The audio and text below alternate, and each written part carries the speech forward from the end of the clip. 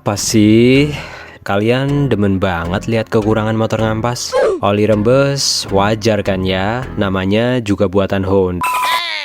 Maksudnya buatan manusia. Ini juga cuma satu produk kan yang rembes oli seperti ini. Daripada sebelah, semua produknya vampir oli. Oke, mari kita bahas di video ini.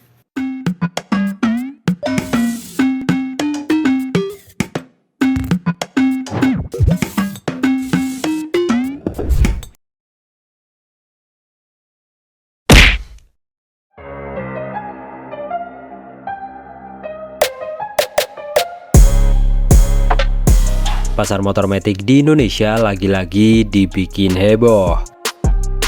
Kali ini korbannya adalah lini paling gres dari pabrikan sayap somplak, yaitu Honda Vario Evo 160. Ceritanya, ada konsumen yang baru banget menerima motornya di rumah.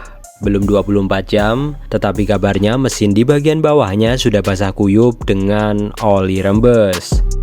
Pertanyaannya, kok bisa motor yang baru keluar dari pabrik kualitasnya begini? Hal ini bermula ketika si pemilik membeli Vario Evo ini secara online lewat jalur kredit. Ketika motor diantar ke rumah, penampakannya sih mulus-mulus saja, layaknya motor baru pada umumnya. Sempat dinyalakan pakai standar tengah, terus dibawa keliling kompleks buat test ride. Nah, drama baru dimulai keesokan harinya. Pas dicek bagian kolong, ada tetesan oli di lantai. Ketika diintip lebih dekat, area blok mesin bawahnya sudah belepotan oli sampai tempelan debu-debu jalanan. Jelas saja si pemilik kecewa berat. Karena motornya belum ada 24 jam, dia langsung komplain ke dealer dan minta tukar unit baru. Tapi tebak apa respon dealer? Kabarnya pengajuan tukar unitnya ditolak. Dealer malah memilih buat bongkar mesinnya untuk mencari tahu masalahnya dengan dalih klaim garansi resmi dari AHM. Nyesek nggak tuh? Motor belum sehari di rumah, udah harus turun mesin dan nginep di bengkel. Tapi yaitu risiko memilih produk dari AHM ini. Walaupun desainnya memang ganteng, kami akui. Masalah rangka karat, mesin rembes, pikir nanti. Yang penting harga jual kembali tetap tinggi.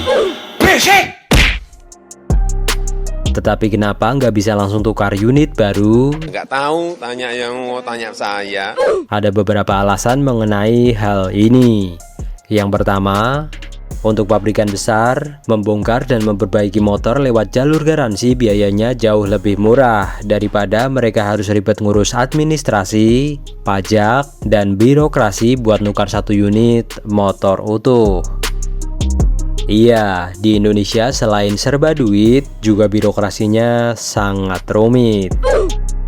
Untuk permasalahan oli rembes ini kemungkinan besar sepele, tetapi kalau dibiarkan bisa fatal. Kemungkinan ada komponen atau seal o-ring yang posisinya miring atau tertekuk pas dirakit di pabrik.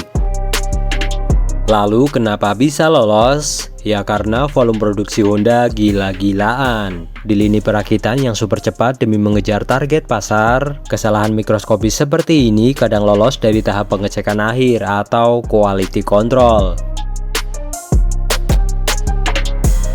Alasan berikutnya adalah hukum di Indonesia belum berpihak ke konsumen. Di luar negeri ada yang namanya Lemon Law, yaitu undang-undang yang memaksa produsen buat ganti unit baru atau mengembalikan uang 100% kalau barang yang dibeli cacat produksi dalam jangka waktu tertentu. Sayangnya, di Indonesia belum ada aturan setegas itu. Undang-undang perlindungan konsumen kita cuma mengatur soal hak ganti rugi atau perbaikan. Tetapi tidak ada pasal yang memaksa dealer buat langsung tukar unit baru dalam waktu 24 jam. Ya wajar saja, government Konoha lebih memihak ke mereka karena duitnya lebih besar jumlahnya yang mengalir ke kantong pejabat dan jajarannya. Nggak kayak rakyat kecil seperti kita yang susah banget ditarik uang pajaknya. Udah susah, dapatnya juga nggak seberapa. Ya mending kerja bersama pengusaha. Lihat tuh, kasus kartel mana hasilnya. Masalah denda katanya sudah dibayarkan Yamaha dan Honda, tapi harga Matic tetap sama, bahkan terus naik tiap ada versi barunya. Yang kelistrikannya masih sama dan rangkanya bisa jadi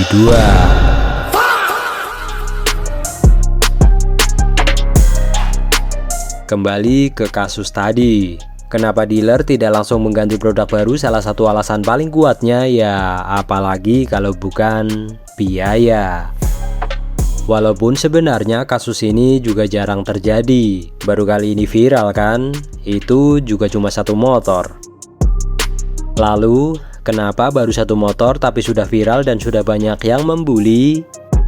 Hal ini dikarenakan masyarakat Indonesia yang sudah muak dengan pabrikan ini, yang makin kesini makin menurunkan kualitas produknya. Seperti beberapa part yang sekarang diplastikin, yang sudah plastik ditipisin, crankcase renyah kayak keripik asin, dan puncaknya rangka yang bisa dicemilin. Karena banyaknya kasus tersebut dan sampai sekarang tidak ada perubahan, rangka tetap pakai rangka yang sama, kualitas plastik dan cat masih sama, tapi harga terus naik. Dan hal inilah yang membuat konsumen makin geram. Apalagi yang dari dulu udah gak suka sama Honda, atau udah terlanjur dikecewakan rangka ini. Honda gak ngapa-ngapain aja terus dihujat, apalagi ada celah kayak gini buat ngata-ngatain, ya langsung digasin. Yang intinya netizen Indonesia sudah sangat muak. Lalu kenapa nggak pindah merek lain saja? Di Indonesia nggak semudah itu pindah merek lain, karena nantinya akan susah sendiri. Seperti ketersediaan spare part merek selain Honda dan Yamaha tidak banyak, bahkan lebih mahal. Tidak semua bengkel umum juga bisa menangani masalah di motor tersebut, sampai harga jual kembalinya yang turun drastis. Konsumen seperti tidak punya pilihan lain, sama seperti hidup di Indonesia. Tidak punya pilihan lain, gerak dikit dipajakin, mau komplain nggak dilayanin, jalan rusak nggak pernah dibenerin, protes dikit disuruh pindah ke negara lain. Yang merasa Indonesia suram, silakan kalau mau cari negara lain.